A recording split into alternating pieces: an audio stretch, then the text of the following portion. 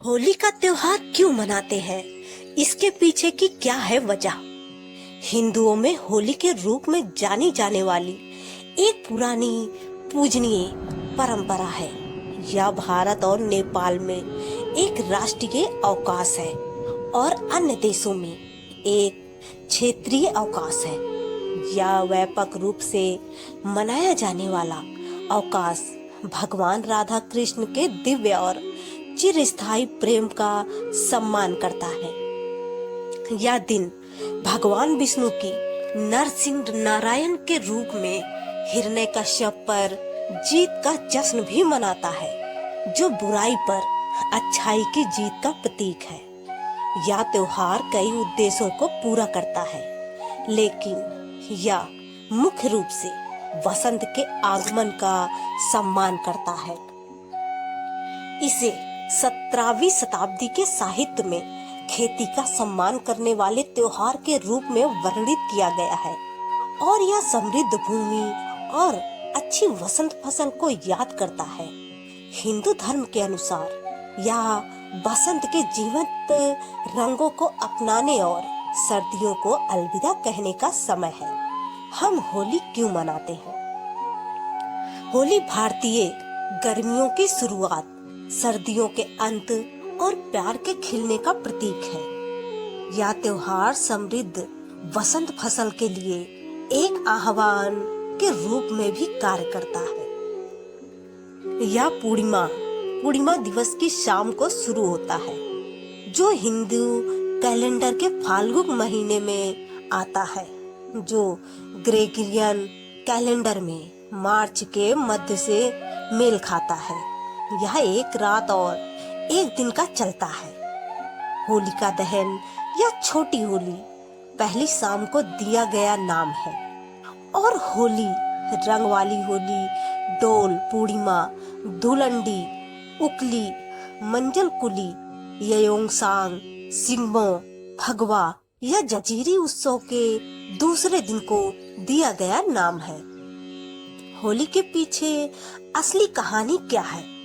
भारतीय उपमहाद्वीप की विभिन्न हिंदू परंपराओं में होली के त्योहार का सांस्कृतिक महत्व है। सांस्कृतिक और धार्मिक महत्व को समझने के लिए इतिहास के कुछ उदाहरण नीचे दिए गए हैं। राधा और कृष्ण। ऋषि गर्ग द्वारा लिखित गर्ग संहिता नामक पौराणिक ग्रंथ साहित्य का पहला ऐसा ग्रंथ है जिसमें राधा और कृष्ण के होली खेलने के रोमांटिक वर्णन का उल्लेख है। इस त्योहार को एक प्रसिद्ध प्रतीकात्मक किंवदंती द्वारा भी समझाया गया है। कृष्ण को चिंता थी कि गोरी त्वचा वाली राधा उनके काले रंग के कारण उन्हें पसंद नहीं करेगी। उनकी माँ यशोदा, जो उनके अनुरोध से थक गई थी, उन्होंने राधा के पास जाने और उनसे अपने चेहरे पर मनचाहा रंग लगाने के लिए कहने का निर्देश दिया और इस प्रेमपूर्ण कार्य ने राधा और कृष्ण के मिलन को संभव बनाया। तभी से राधा और कृष्ण के चेहरों पर रंगों की मस्ती को होली के रूप में मनाया जाने लगा। यही कारण है कि हम रंगों के साथ होली मनाते हैं। भगवान विष्णु भागवत पुराण के अध्याय 7 में पाई गई एक किंवदंती के अनुसार प्रहलाद के पिता राजा हिरण्यकश्यप दुष्ट असुरों के शासक थे। उन्होंने एक वरदान प्राप्त किया था जिससे उन्हें 5 अनोखी क्षमताएं प्राप्त हुई थी।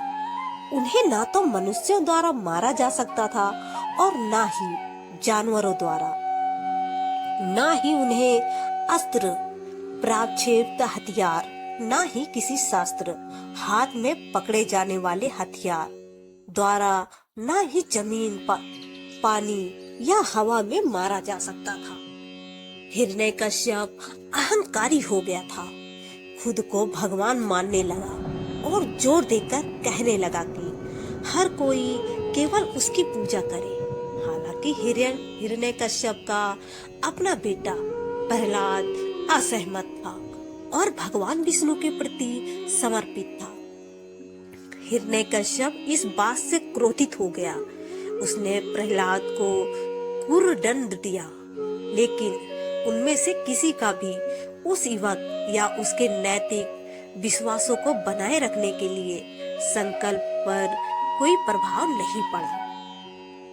अंत में प्रहलाद की दुष्ट चाची होलिका ने उसे अपने साथ चिता पर बैठने के लिए उकसाया। होलिका को आग से बचाने के लिए उसने जो लबादा पहना था वह सुरक्षित था, लेकिन प्रहलाद सुरक्षित नहीं था। लेकिन बाद में आग की लपटों के भड़कने पर होलिका का लबादा उड़ गया और प्रहलाद उसमें समा गया, जो होलिका के मरने तक जीवित रहा। बुराई पर अच्छाई की विजय, हिरण्यकश्यप पर प्रहलाद की जीत तथा होलिका को भस्म करने वाली अग्नि को दर्शाने के लिए उत्सव से पहले होलिका की अग्नि जलाई जाती है। काम और रति। होली का पौराणिक महत्व शिव से जुड़ा है, जो योग और गहन ध्यान में है।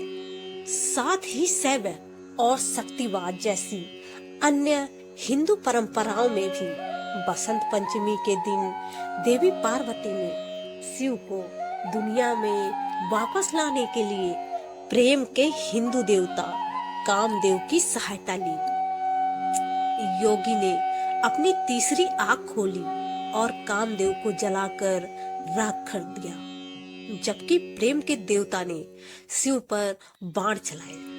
इससे कामदेव की पत्नी रति, कामदेवी और उनकी अपनी पत्नी पार्वती दोनों ही परेशान हो गए। शिव ने रति की 40 दिन की तपस्या को ध्यान में रखते हुए पहचाना, दया करके उसे क्षमा कर दिया और परिणाम स्वरूप प्रेम के देवता को पुनः स्थापित कर दिया। और यही कारण है कि बसंत पंचमी के त्योहार के बाद 40वें दिन प्रेम के देवता की वापसी के सम्मान में होली मनाई जाती है। मुगल भारत में होली इतने उत्सव से मनाई जाती है कि सभी जातियों के लोगों को बादशाह को रंग लगाने की अनुमति थी। इसके अलावा सिखों ने ऐतिहासिक रूप से कम 19वीं शताब्दी के इस त्योहार को मनाया गया है और इसे ऐतिहासिक ग्रंथों में होला के नाम से जाना जाता है। साथ ही जैनियों द्वारा इस त्योहार में भाग लेने के ऐतिहासिक निशान भी है। होली के त्योहार को दूसरों के साथ रिश्तों को सुधारने, विवादों को सुलझाने और भावनात्मक अशुद्धियों को दूर करने के अवसर के रूप में देखा जाता है। दोस्तों, आपको ये जानकारी कैसी लगी?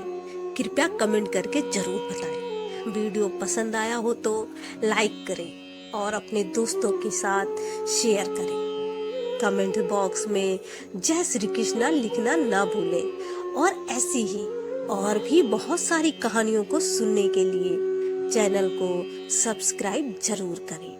धन्यवाद। राधे राधे।